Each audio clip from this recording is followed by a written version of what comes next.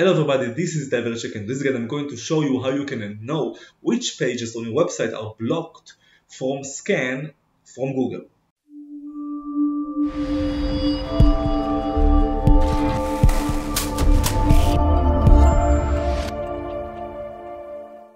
Okay, so first of all, in order to be able to know which pages are blocked from crawling in Google on your website, you have to log into, say, v.com and scan your website for the first time for free, as you can see right here, or just get started now, log into your account, and you can edit as a project or crawl it each time you want if you have any package.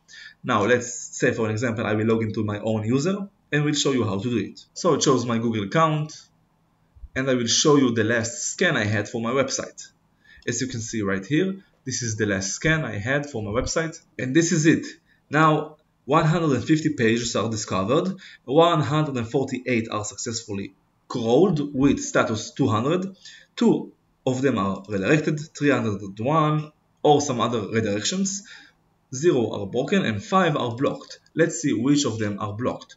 So as I can see, now I've blocked them on purpose, but if you have any pages that you have blocked not on purpose, and you want Google to crawl them, just fix that. Go to Yoast SEO or Rank Math on the way you know how to fix it. And this is the way you can tell which pages are blocked from crawling in Google or which ones you want to not crawl them in Google, of course, if you don't want them to be crawled as well.